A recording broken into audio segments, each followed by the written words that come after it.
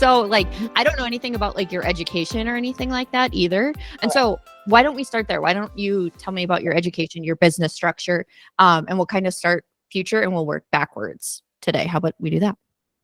Yeah. Okay. So I graduated with my psych degree, then prairie care. So I worked inpatient psych, for people that don't know, inpatient psychiatric for a couple of years. And actually that's when I started going to school for school counseling. That was like my path. I was like, I'm going to be a school counselor. That's it for me. Oh, Yeah. And then the social workers at the psych hospital pulled me aside one day and they were like, you can't be a school counselor. You need to be a social worker. And they like broke it all down for me. Basically, again, going back to optionality, they were just like, you have 1,000 different options with social work degree and yes. you don't with school counseling. With any type of like straight counseling, you don't. I wish I had gone No. for social work. What is yours again? What's your Counseling role? psychology. Oh, you are? Okay. So yeah, so I was already in my program. I was a semester in, and when this conversation happened, and I was like, all right, you guys are right. And I had already taken an extra gap year that I wasn't prepared to take. So I felt already behind, like I had all the feelings, And Mm-hmm. then but they convinced me. And so I simultaneously withdrew from the counseling program, reapplied to the social work program. I got accepted. So then I took another, like the summer semester off, and I started back up in the following fall of Whoever told you 2017. to do that though was Oh, literally a godsend for you. life changing, life changing. So it's like, it's so cool how like in like the journey, I've heard so many times like that, like when you look back and see all the different dots, you can actually connect them. It's like, that is like literally falling into place now that I'm like totally aligned in my business model and the things that I'm doing now. It's like, it's the full circle moments are like happening, and it's so Yeah. fun. But I digress. So yeah, so I went then for social work, and I graduated with my social work degree in 2019, my master's. And then I started working at a clinic, a health, oh my gosh, federally qualified health center, FQHC, which are awesome resources. There's 18 of them in Minnesota. They're wonderful. They do a lot of like warm handoff stuff. So I was a behavioral health consultant. So I pushed into the medical and the dental side, providing resources. And then I also did part-time outpatient therapy there also. So I did a lot of coping skill stuff, which like ties into my book and the things. Mm-hmm. And then COVID. So we did a delayed Right. honeymoon. Our honeymoon was 5 months after our wedding. And it Wait, was when did you get February. married? Because my honeymoon got canceled because of COVID too. Oh, really? Oh, Yeah. I was married September. Well, we planned to do a delayed. So we got Yep. married in September 2019. So did we. Oh, really? What's your wedding date? September 21st. Oh, on the 14th, 1 week apart. Oh, funny. That's so funny. Oh my God, that's amazing. So we were in Hawaii, and I found out in February 2020 that I was pregnant. Oh, Well, then COVID happened. So yeah. I'm working at this clinic. They furlough all of us, obviously. Like, no, we weren't seeing patients, whatever. And then after that furlough, this was finally in April, they furloughed us. And I just didn't go back. Like once they started taking people back, that was when we were still like cleaning groceries and like the whole thing. And we didn't know what COVID could do to a pregnant woman, the baby, all that stuff. And so we were just like, we want to keep this baby safe. Like, and so I I was became, pregnant. My first pregnancy, I got pregnant that summer of COVID too. So I totally know where you're coming yeah, from. yeah. So it was just, yeah. So then I always say, like, I became a stay-at-home mom before I was even a mom. Like, it was just like kind of Mm-hmm. how it happened. Um, and so, yeah, it was just kind of crazy. So then as we discussed, going into motherhood was really hard for me. And I vividly remember being on a conference, like a virtual conference, and they were talking all about postpartum and motherhood. And it just happened that like that was the session, and I went to it, and I happened to be pregnant, whatever. And they were talking about how men can experience postpartum symptoms also. And I was like, oh my gosh. Mm-hmm. Went to my husband. I was like, you are the more anxious one of us. You are really going to have a hard time when this baby comes, and I'm here for you. I will support you, like all the things. And baby comes, and he's cool as a cucumber, and he's just like being, number one dad. And I'm like a total wreck. And my whole world got flipped upside down, which I was like truly like to my core shocked by. I was like, I am Mm-hmm. literally coping skill queen, and I am incapable, right? Like it just like was not, Yeah. it was not good.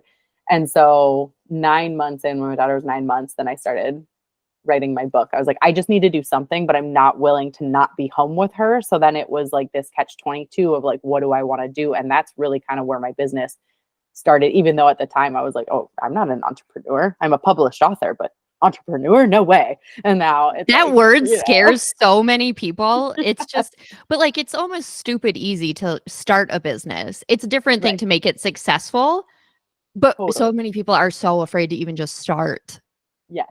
Yes. And that was, I mean, literally, I was just like, I like couldn't use that word for so long. And then, yeah, so then I ended up writing and publishing my book, which was awesome. And then I actually started taking postpartum moms as clients for a while because I was like, well, I'm like, I struggled so much. And then I kind of was like getting out of it and feeling good and like transformative and all the things.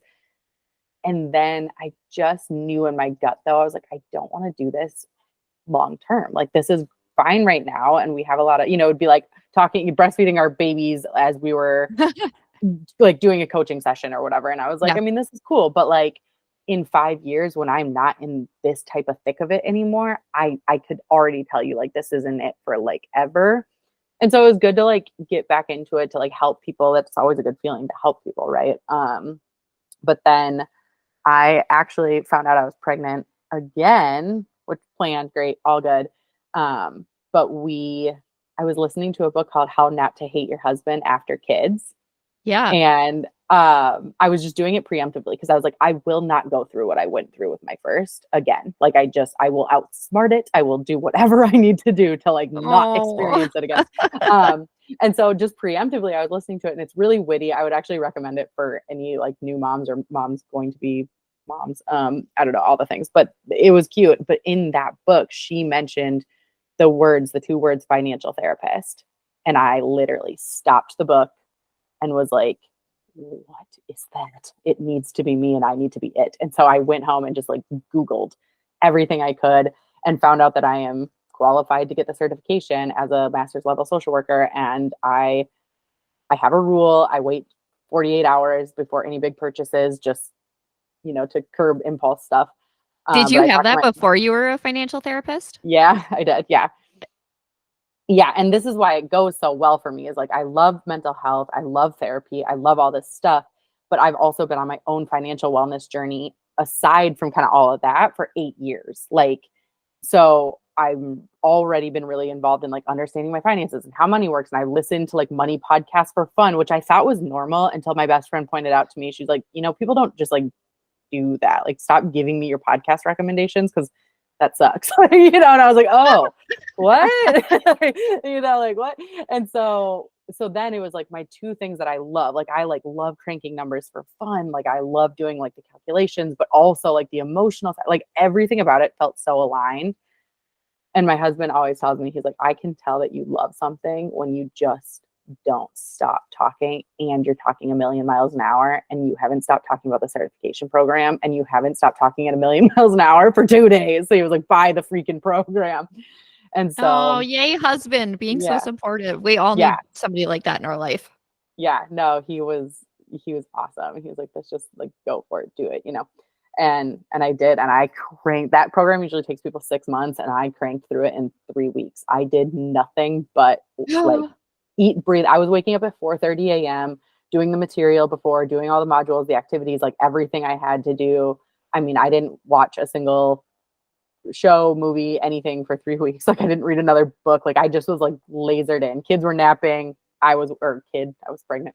Like just all the things. So yeah, it was just, and then I got the certification and then I was like, all right, now it's time to figure out how the F to actually run a business because don't know Yeah. So that. do they give you any type of guidance around like what it looks like to work with people doing financial therapy? Or is it really like the Wild West? You get to do it, make it whatever you want, be creative with it. it's it's just a certification. So really like because I don't have my clinical licensure and that was part of my hesitation to go back to therapy is like I don't want to be under supervision. I don't want to do that. I had one great supervisor, one not so great supervisor, and I just didn't want to deal with that. And Absolutely. so, yep. And I didn't want to wait, quote unquote, waste years being underpaid for doing the exact same work. Like the whole Oh my model of it, gosh. Yes. We could go on a whole nother tangent about that that. truly, and it's really hard for me. And, I see a lot of my girlfriends who are therapists and they are struggling with like being underpaid or not getting paid well or just the whole thing. And I'm like, that's not it. Because here's the thing, being part of the financial, by like knowing the finance side of it, I finally have gotten to a point in my life where I was like, I deserve to be paid what I am worth. And that is not going to happen in a typical like clinic setting like I was in before. I actually got paid quite well at that clinic, but it just I didn't want to go through dealing with insurance, doing all that. So what I do now is I'm technically a certified financial social worker and coach. And so I practice, and I don't have like an EHR. So I practice it like ethically from like a licensing standpoint. So I still like hold my license as a social worker through the board of social work, like all the things, but Mhm. I bill as a coach. So I can work like a lot of my clients. I have a few in California, a few in North Carolina. Like I'm across the whole Awesome. nation, which just gives me so much more flexibility. And like I said, I don't have to have an EHR. I don't have to bill through anybody. I don't have to like get approval from, for a diagnosis, whatever. I'm not diagnosing anymore. And I'm totally fine with that. I don't think there needs to always be a diagnosis. So I'm good. Girl. I'm with you. Singing your song. Yes. Yeah. Okay, so what does it look like when somebody reaches out to you? So I find your website, I send you an email or submit a form or whatever. Like, what does that process look like? Yeah. So basically we just set up I always do a free consultation. Even there's been so many people that are like, no, I just want to schedule the initial. And I'm like, no, like I want to schedule the consultation because it's a working relationship and I want to make sure Mhm. that we're both fit for whatever it is that we need. And so a lot of it is making sure that like they aren't reaching out to me to like have specific financial advice, right? Like I don't do financial advising. That's a totally different ballgame. And so I want to be really clear with people like we are doing the hard work of like why are your habits what they are with money, and then also changing those while giving you like I've always like even in my past work did solution focused brief therapy Mhm. always. And so I'm very goal oriented, I'm very action oriented, and that is true for my practice now. And so we always do the free 15-minute. Almost I have a 98% people schedule with me then, and then I do a 90-minute what you would basically call a diagnostic assessment, but it's just the initial where it's like we do the deep dive into like what did your childhood look like? What is, tell me all the things. Like tell me where you're at presently. Tell me what you did, during your childhood stuff. And then what are your goals? We always end with goals because one, I think it's really hard to like rip open those band-aids and then just like let people on their way without talking about like, okay, how are we going to like now the goal setting part is like the really fun part. People get to dream and be so excited about like what they can accomplish in their lives and that kind of thing.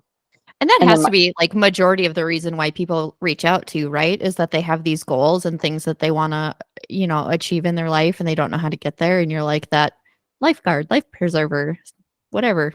yeah, yeah, keeping them afloat. Yes, Yep. a lot of it is actually I work with a lot of young families too, where it's like, oh my gosh, we're pregnant or we have young kids and we want them to go to college and not have all the student loan that we have, and how do we do that? And then I'm like, okay, love that for you. Let's set yourself up for success before we set your kids up for success, right? That is the best thing you can do for your kids. And so Mhm. that's a lot of the work I do. But it's funny because so many people come to me for one thing and really what they're looking for is a totally different thing. And they don't even realize it until we're kind of like working through some of that. But really what Oh, people cool. want it's ease. They want control. They don't want to feel stressed constantly by Mhm. suffocating under debt or being in this cycle. Like so many people are in this like the cycle of like they're good, they're out of debt, and then all of a sudden something happens and boom, the debt happens again. And then they're feeling guilt and shame and embarrassment. And then they, you know, kind of get themselves to crawl back out, but then they see this cycle happening over and over and over again, and they're sick of it and they just want out. That's so common. And so we set up things to get them out of that, and it's worked really well, and people are really successful, and it's super fun. But yeah, subsequent sessions for me are then 60 minutes, and typically I see people for would say on average, like 6 sessions, probably weekly, maybe bi-weekly, just kind of depends. Much more than bi-weekly. A lot can happen in 2 weeks when you're talking money stuff. So we try Yeah. and kind of keep it within the 2 week, you know, visit for a while. But then they switch to like a monthly maintenance situation where go out on your own, have a couple money dates with your partner, see how that goes without me being involved in the money date, right? Like, what are those conversations looking like for you guys? And then we might do like 1 3-month appointment out where it's just like, all right, let's fine tune some things, see how that's going. And then they're free to spread their wings, do their thing. And if they need me, they can always reach back out. But yeah, Is that like conversations about budgeting or priorities or values? How do you approach it? I know there's different people who approach money in different ways. Do you do them all? I guess I'm uneducated in that realm of things.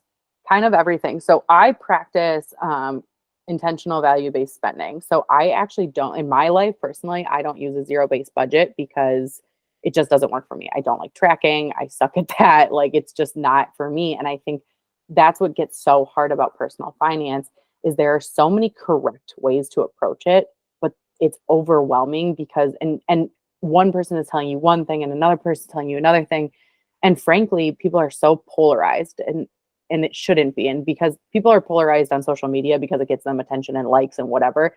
And I think that's bogus because it's just a lot of different things can work for a lot of different people. So it's really just educating them about like, okay, what is truly going to work for you? Like, and so I think that's what gets so tricky is like, I can give you like, I have a money map of like the 7 basic steps, right? That like every expert kind of has like their essentially the same version of that, just maybe a little different numbers here and there, whatever, but it's basically the same.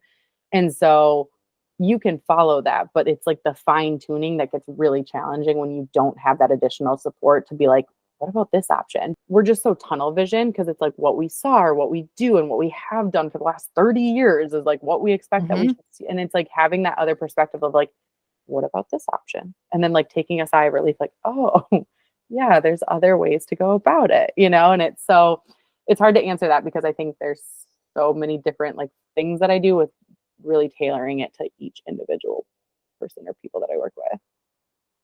So I heard you say that you were on your own financial journey and as a trained therapist too, like you have to, or a social worker, you know that everything happens comes from the past. Like we're acting based on our past stuff. And so I'm curious, like what in your life did you experience that got you interested in money or put you on the path of psychology or financial therapy, all of the things. Give us kind of the background for that now, the groundwork for you.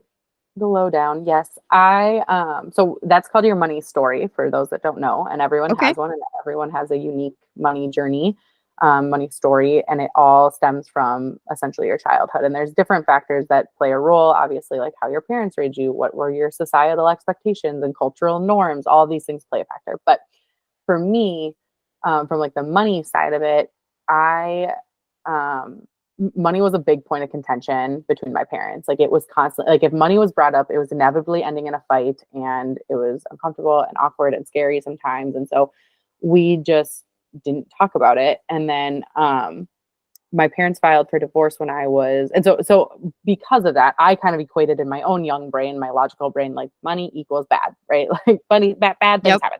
Um and so then when my parents filed for divorce when I was 12 and they didn't finalize until I was 15. So it was a over 3 year process, very drawn out, very, very horrible. Like they just Oh, really, it was bad. And a did lot of you the know details of that? Being 12, you're like aware of things that are happening at that point in time to some extent. yeah, yeah, we knew a lot of it. My brother and I, my brother's older and we, yeah, it wasn't good. And both of my parents, you know, really kind of had their own issues through all of that. Like there was drinking, there was a lot of stuff. And so, and I actually, well, I'll get to this, but and because of that, it was like, he's not paying child support or my dad wouldn't leave or this or whatever. And it was a mess. And I was like, I don't want that in my life. Like whatever this is, I don't want that. And then more things happened and it was really bad. My house wasn't great for a while. And I ended up living and moving kind of with my best friend. And so her parents were together happily and their whole house felt different. One, they always had an open door policy. That was kind of like their house was where we hung out. It was always just, everyone went there. That's like And parent goals. Like I want yeah, my kid when he gets older to like want to bring his friends here and his friends want to come here.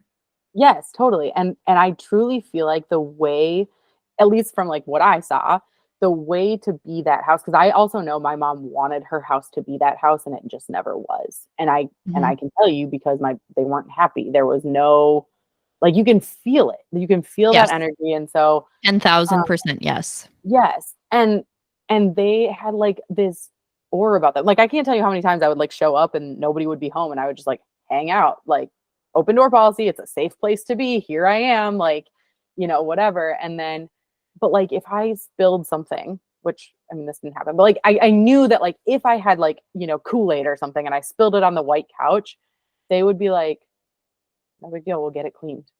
Or we'll get a new cushion, or we'll get a new effing couch if we have to. Like, who cares? Like, it wasn't this underlying, like, oh my God, you can't do anything, you can't breathe, you can't move, because if you move and then you're going to break something. And nobody cared. Nobody cared. It was fine.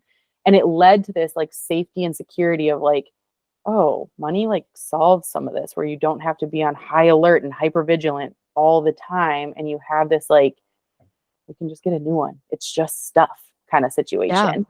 And I was like, wow, like that was so different. Granted, they're quite well off and that really helps. And so, not that I really recommend this book, but the Rich Dad, Poor Dad, for anybody that's read it, knows that it's like, Robert Kiyosaki or whatever, had like kind of his dad's version of living and then a friend's dad's version of living. And that's kind of how it felt like looking back for me. It was very much like I had what I had in my parents' house and houses. And then there was that where it was like I remember, her mom came home and we're still best friends. And her mom came home one day and she brought me a salad spinner when I was like a young adult. And I remember it, like, I still have it. I was just like, you mean you like went to the store and then you like bought me this? Because Oh. because I was like marveling at the fact that like berries could get cleaned in this thing. And I was like, it was so cool. And I was like helping her clean the berries. So she just bought me my own. And I couldn't get my dad to buy me jeans when I was a kid. Like buying tampons was a struggle sometimes. Like I just constantly heard these messages like, we don't have enough money, we can't afford that, like this and that, whatever. I lived out of a suitcase for years. And then their parents just like bought me a salad spinner. And But I was like, it was so much more than a it salad was spinner. so And I much can more like, than a salad spinner. and I can see that in your face when you talk about it. They are like and I still, like I said, I mean, I'm very close with them. And so I just remember being like, wow, like that's what I want, And so fast forward, this is my late teens, early adult, whatever. And then fast forward, I met my husband when I was 24, and I kind of like pretty early on, we knew like, all right, this is it for us. Like, you are my person, we are together, like, whatever. And I remember then being like, I don't know how the F money works, but I am not losing this man to the money, Oh. right? Like, I don't want that to be our Mhm. division. And he and I came from totally different backgrounds. His parents are together, very happily, have gone through, their ups and downs as any marriage does, but they are very strong. And yeah, and I think he thought some of my decisions were quite reckless. He's very like, stable, security, whatever. And that's what was so like, attractive to me at the beginning. I was just like, oh my God, you're like normal, like, what's that like? And so, yeah. And so I just knew. And so like, we kind of just had a really frank conversation. And I was like, I want to start understanding this. Like, let's start learning together. And we did. And we were very aligned on our goals and how we want our family structure to look. And it's just kind of evolved. He doesn't like the nitty gritty, like number stuff. I do all of like our finance stuff and bring him in for like our money dates and stuff like that. But which he's so thankful for. He's like, God, I was like, he was investing a really small amount. And now we're investing together way more and stuff like that. And he's like, we are where we are because of like how much you love this and how educated you are in it. Because he wouldn't have taken the initiative. Like he'll say this, he wouldn't have taken the initiative to learn either. And so us learning together has really made us really strong. And I think that we're in a really, healthy, solid place because of what finances and money have really, like, the vehicle that has led us to making good choices in our life. And so, Oh, I guess being a nosy Nelly that I am, I'm curious, like, what is your guys' lifestyle like? Like, do you guys travel? Do you buy things? Do you not buy things? What do you have hopes for with regards to like providing for your kids and all of that stuff? Yeah, no, nosy Nelly by all means. So we actually quite literally have a document, and well, I'll give you the when I was pregnant with my second, I kept having this recurring intrusive thought and nightmare that I was going to die during childbirth. I was just like convinced of it. Ooh. Horrible, not ideal, right? But one day at like 3:30 a.m., I woke up and I was like, if I die in childbirth, he is going to have no idea how to even pay our mortgage. Like I do it and he just doesn't know. And we've never really had to have the conversation. So I literally made like a 12-page document of like, this is where all of our stuff is. This is the steps to take in the event of my death. Don't do this, cancel that. Like I just like went for it. It was like just brain dumping. And he woke up. I was like, what are you doing? And after I was done, I was like, this is what I made for you just in case like something happens to me. He's like, thanks. That's not going to happen, but thanks, you know? And like, obviously I lived to tell the story. Like nothing happened. Actually, my second birth was beautiful, but but that has really actually, we still have it. And now it just kind of gets updated here and there as needed. And we have all of our goals as a family listed on there. So like we break them down into short term, midterm, long term. And we just have all of kind of our stuff right there. And it's a great thing to bring up. And when we're starting our money dates, because then we can be like, hey, is this goal still, we always do a evaluation and revision. And like, are we still on track to hit this goal in 3 years, 5 years, 10 years, 20 years, whatever. Which is, it's super fun. And I'm so happy that like, despite having all of those, you know, intrusive thoughts and whatnot, it's really come to like this beautiful thing a tool that we use a lot. But to kind of answer your question, we travel a lot. We love to travel. We just got back from Sedona, which was, you and I talked a little bit. It was amazing. Yeah. Oh my God, it was amazing. 2 years or 2022. Yeah. So 18 months ago, we spent a month in Switzerland. He got transferred. Oh my gosh. Yeah, really. And we had a 20-month-old. Like if people are like, you can't travel with kids, like your whole life. I'm like, I travel with my kid all the time and they're awesome. And I love it. Like it was awesome. And on the back end, so on the way back, we stopped in Faroe Islands, which is this like amazing, magical place. Right in between like Iceland and Norway, like in the ocean there. It's tiny. It's owned by Denmark. Look it up. It's amazing. So yeah, travel is huge for us. I think our biggest thing that we are totally, totally aligned on is we are very willing to make sacrifices in the same places versus and like have extra money to do other things that we want. So like we live in a really small house. It was a 2-1 actually for, we had 4 people living in a 2-1. So like a two bedroom, 1 bath house. So our kids were sharing a room. Obviously my husband and I were sharing a room. And so we just literally a couple months ago put a basement downstairs so my kids could have their own space and our primary could be a little bit bigger, which is actually where I'm recording at. We have our little alcove is my office. But we went back and forth on the decision for a long time. We bought this house in 2016 and it was going to be, you know, our quote unquote starter home, like everyone says. And we were just like, why do we need this to be our starter home? We will have this thing paid off in a decade. Like, let's just stay here and throw extra money at other goals, other things that we want to do. And, you know, there's other people on the other side of the spectrum. And I'm not saying what we're doing is right. I'm saying it's right for us. Right. And that's a really important distinction is I don't need to live in a 3-level, 5-bedroom house. That's not something that if we did that, we could do that. But if we did that, that would mean cutting out a lot of the other things that we want to do, such as travel, such as, you know, have a little bit more flexibility, such as retire early. All those kind of things are how we're impacting our decision.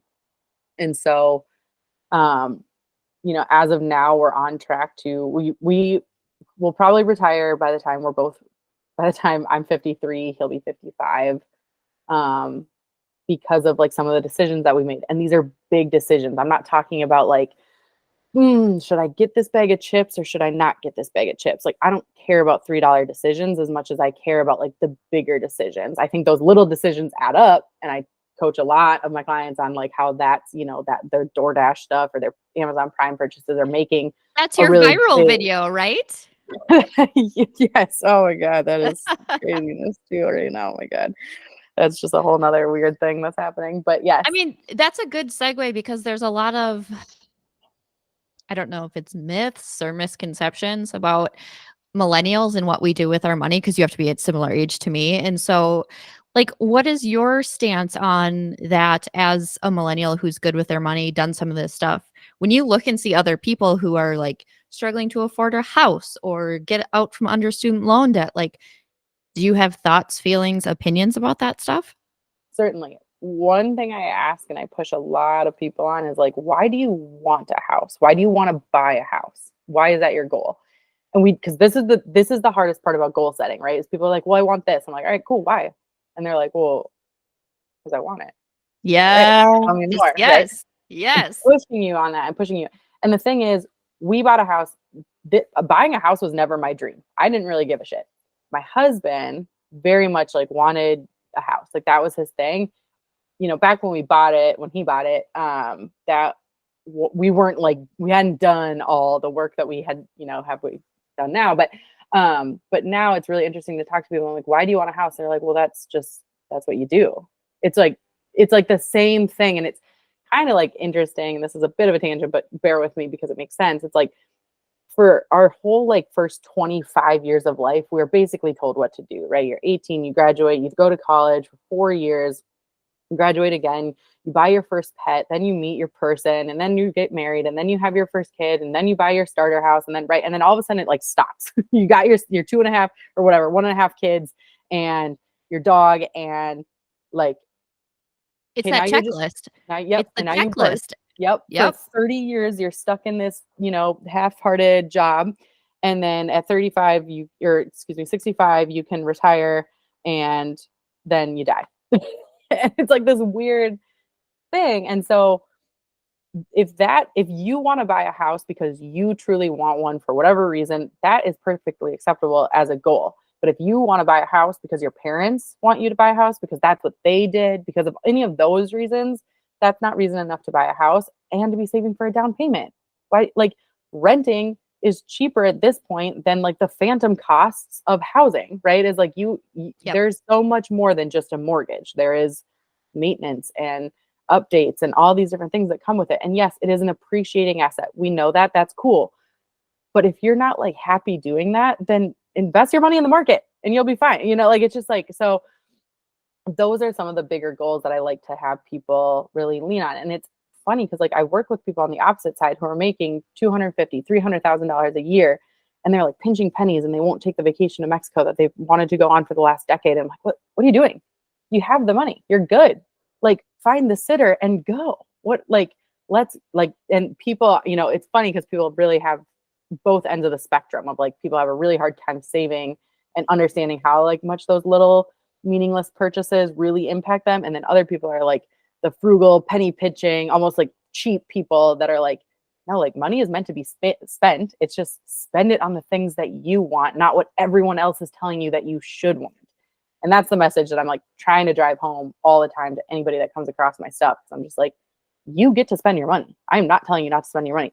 It is the mindless, unintentional, purposeless stuff that you're just like looking for that quick hit of dopamine. You had a hard day at work and now you want to feel better quickly. So you go on Amazon and you buy $50 worth of crap that you don't care about. That shows up on your doorstep. Maybe the high lasts a week, 2 if you're lucky.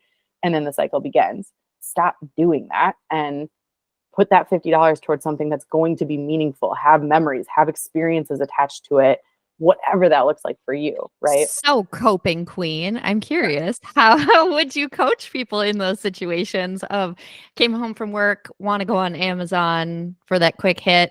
What would you do instead?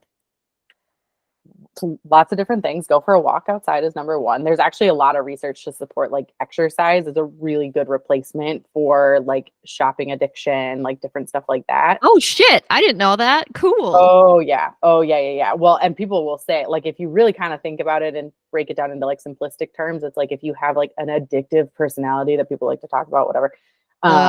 Changing the addiction is really just do it in a more healthy manner, which that's a whole nother thing. We don't need to get into it, but yes, but that's actually a really good thing is like, if you just like literally this sounds ridiculous and nobody's going to do it because this is how the world works. But if you are about to buy something on Amazon, first and foremost, don't have Amazon Prime. One click to buy option is your doom and gloom. Stop using it. Put it in your cart and do use the 48-hour rule, right? Wait 48 hours and then decide if you actually want the thing. That's number one. Number two is if you won't get rid of Amazon Prime. I have one client, I cannot get her to get rid of Amazon Prime for the life of me. And I'm like, girl, you are wasting money every day. But anyway, I'm like literally put your phone down, stand up and do 10 jumping jacks. You will not need to buy the thing that you were just going to buy.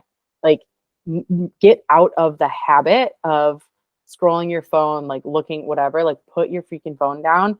That is one of the biggest culprits. Even on social media, it's like you get a influencer ad from whatever, and all of a sudden you're buying the thing 4 seconds later. And you almost like, there's times people literally dissociate as they are buying the thing because it's just so. Well, most people, when they're scrolling to dissociate. Like that's the whole purpose of the scrolling. And then to like have the ads, or even like TikTok shop where it's like, oh, I click literally twice and I've purchased something. Hate that for us. Right. So so you're really, I mean, again, so then you're kind of figuring out like, what is the root here and starting to figure out like, where are your spending triggers? You probably know, I did a no spend January. Yeah, you had to buy boots. I saw that. I had to buy boots, yes. I always forget my kids' boots. It almost happened again. AJ was like, pack your freaking boots. When we went to Sedona, it literally almost happened, but we did it. It was okay. Yeah, so I failed it, but I just picked right back up, whatever. But it was really good to have, and some people like totally disagree with no spend months. And I'm like, that's fine. I just wanted to try it to see. And it was really, really helpful for me to see like, where are my triggers? Those freaking Tonys that my daughter loves, the Tony's box. I know my son has one too, and it's just constantly going. It's constantly going, but we didn't watch TV for 2 weeks after she got it. Like it was just, and I don't mind noise. Like I'm fine with it happening. And honestly, like the characters and stuff that she has, I think the narrators are good. The songs are fine. Like it didn't really bother me. And if it did, I was just like, go in your room for a little bit with it. And it was totally fine. But I was like, oh, this is so fun for her. The way she's like dancing around and lighting up and listening to it and just so like into it. I was like, maybe I'll just buy her a couple of Tony's characters. Those are $20 a pop. Like, yes, they're crazy expensive, which I'm like, and now I found out libraries are renting them, which I didn't know. I told my sister-in-law we're going to do a Tony trade. Yeah. Check, not all of them, but some local libraries are doing that. So check your public library. But yeah, my sister-in-law and I are going to do a Tony's trade where like, give her 3, she gives me 3. We just borrow them back and forth a little bit, whatever. So there's just different ways to go about it. But I noticed like my kids were 100% my spending triggers. It was like, oh, this is a cute outfit that they don't need because they're already, having drawers overflowing of crap. But I would be like, but it's like $15. Who cares? And then once you realize like $20 Tony, $15 outfit, another $10 book, like, well, that's where my money goes. And so noticing that and being able to pull back a little bit.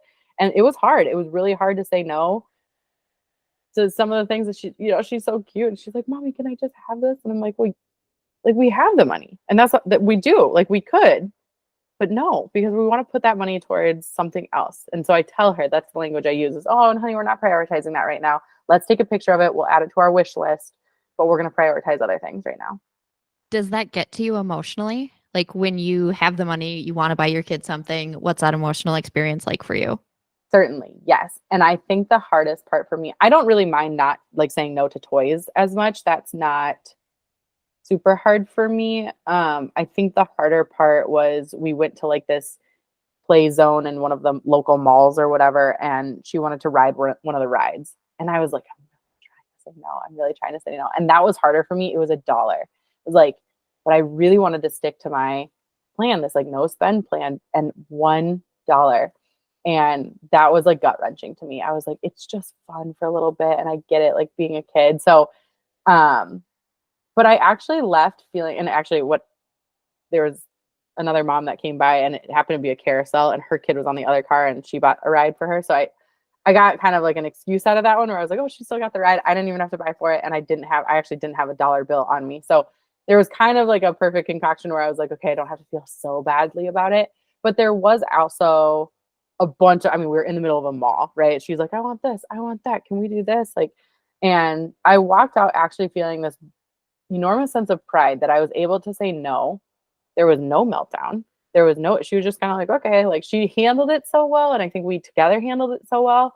And we left and I was just like, okay, I can say no to my kids and nothing bad is going to happen. And even if she did have a meltdown, okay, fine. You had a meltdown in the mall and you're a kid, you're a 3-year-old, like fine. Like that happens all the time. Who cares? And nobody cared that I didn't buy her anything. And it's so much about us and we think it's so much about our kids, but the Right. reality is it's so much more about us. And that's what I kept having to remind myself. And it felt so good to hold strong and true to something that I had determined already for myself. And as moms, that's not something that we really do for ourselves. So I think that was the whole experience. Well, because ultimately what you're talking about is like, this is the type of parent I want to be. This, I had to put in work to get here. And so, like, you are now at the point where a lot of people want to get to. And so, what I'm curious about is what would you say to that 16, 17, 18-year-old you who's thinking money is the root of evil and bad things and you don't want to look at it and you don't want to deal with it? What would you say to somebody or yourself at that point in life? I wish younger kids now, myself included at that time, would have known how much money opportunity can really provide you and not in such a materialistic way. Like I think and it's different. Again, it depends on your priorities. Our priorities collectively as a family is time. Like we want time together. We want time and flexibility to do kind of what we want to do. And so what does that look like for us? Well, money buys us that. And so, Right. and I think and this is true for almost everyone I talk to, is like, it's so interesting. If you look back, like historically for a second, our grandparents' generation was in the time of the Depression or just coming out of the Depression, kind of depending on when they were born, right? My grandparents, my dad's parents, especially, they lived through. They're very they both passed now. My dad is quite old. Like they just had like bigger stretches in between the lineage, or between the generations, and so they were like true penny pinchers because they had to be. Scarcity was like a rite of passage back then. Like you had to survive, right? And so like our parents, my parents didn't get the things that necessarily they would have wanted for one reason or another, whether they could afford it or not. Like my mom's parents could not afford it. My dad's parents could afford it, but he was still told no because of the mindset that his parents held, right? And so when my parents were raising my brother and I, they gave us anything they could, even if they couldn't, well, until the divorce. But as like a young child, we were given toys and clothes and this and that and whatever. And because they didn't have that experience, they wanted to give us the things that they didn't have, right? Right. And so now our generation, from what I've seen pretty much across the board, and again, it kind of depends on your own situation, but we want to give our kids time, experience, opportunity, right? All these different things, because that's kind of like the self-actualization pyramid. If you're looking at it, it's like, I don't need the Yep. stuff. They don't need the stuff. Like that's not it for us. We care so much more about going to Sedona and hiking in the mountains and having that like experience together, or even like flexibility from your job, right? Like being able to work from home or leave a day early or what, like have time together is so much more valuable. And so then that has to be reflected in your calendar and in your spending, right? So if you're looking at like, give me your phone, give me your calendar, and give me your statements, and I will tell you exactly where your priorities lie. And and it's true. Like if you look at how you're scheduled your time and how you're spending your money, that is what you're valuing at that point in time. And if you want that to change, then that's a reality check for a lot of people. Yikes. Mhm. So just identifying those priorities earlier. Yeah, I think identifying the priorities earlier and really understanding like what opportunity means. It's not like a new pair of Nikes, which I don't think you could tell a teenager at this point, like, oh, you know, not having the coolest, latest brands. Like that's not the language that you need to use with a teenager for sure. That's not going to go very far. But I think really understanding and breaking it down for them a little bit more of like, well, we're like, I think that word prioritization is really, really massive for any age. Like 3-year-old, 13-year-old doesn't matter. Like using the language of, well, I'm not prioritizing that right now really says a lot about you and the things that you want. And I think that's how it needs to be laid out, is like, even when I was in the situation of, if I was at home at either my parents' house, it was really clear where their priorities lie. And it was really clear that it wasn't me. Right. Oh, Versus my, but being at my friend's house, their priorities were very clear that it was me, like to feel loved yeah. and to feel supported in the way that they were able to show up for me. But sometimes using money as a vehicle to do that, right? Is like, yeah, you guys Mhm. want to go to the movies, let's go to the movies. Like, right? Like stuff like that, where it was different. Like their calendars looked different and their statements looked different. Um, and so I think that's a really important distinction. I think that's a good way to approach things because it's not so much about like just get the job, earn more money, do these things. It's a lot about like figure out what's important and like let that reflect how you make your decisions. Yeah. And it's not going to change overnight. I think that's people think we have this like thing in us that like money management and the way we handle our money should be like innate and intuitive, and it's not. And we're never taught it. Our parents didn't teach it to us. So like we have this like weird shame, guilt, embarrassment wrapped up into this thing that we were never taught. And I always equate it to like a language, right? I always say money is a language. So like you wouldn't go to Paris and be super pissed at yourself that you don't speak French, even though you've never taken a French class, right? That's just Right. true. So why are you so hard on yourself for not speaking a language that you've never been taught, never taken a class on, never tried to understand? And all of a sudden you're like, but I don't understand it. I don't get it. Like, right. You're not gonna until you start educating yourself on how to do some of these things. And I still make mistakes. I would never claim that we went to the store 2 days ago and my daughter looked at this little thing and it was on sale. And I was like, yeah, we're out of our no spend month. I'll buy you this toy. And she's played with it 2 days straight and it's great.